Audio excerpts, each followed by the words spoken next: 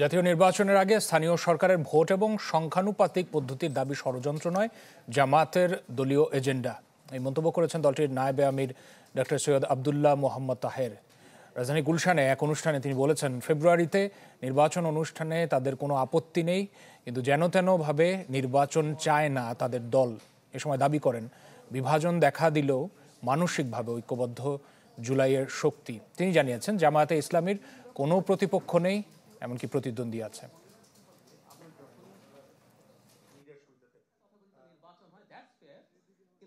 মৌলিক বিষয় বোধহয় আমরা ট্রেডিশনাল ইলেকশনের বিপরীতে আমরা পিআর চাচ্ছি, আমরা লোকাল গভর্নমেন্ট ইলেকশন, জাতীয় ইলেকশনকে চাচ্ছি। এটা আমাদের দলীয় এজেন্ডা, অন্যদের অন্য এজেন্ডা আছে। সুতরাং প্রত্যেকের দলের এজেন্ডা ডিফারেন্ট হইলেই বানসালের ষড়যন্ত্র হচ্ছে, ইলেকশন চাচ্ছে না, ঠিক নাই, এগুলো বলাটা আমি মনে করি ষড়যন্ত্রের একটা অংশ হইতে পারে। সানবিট সব দিবে সামাল। সানবিট ম্যাজিক প্রেস ডিশওয়াশিং এর মাথা ঘোরানো সলিউশন।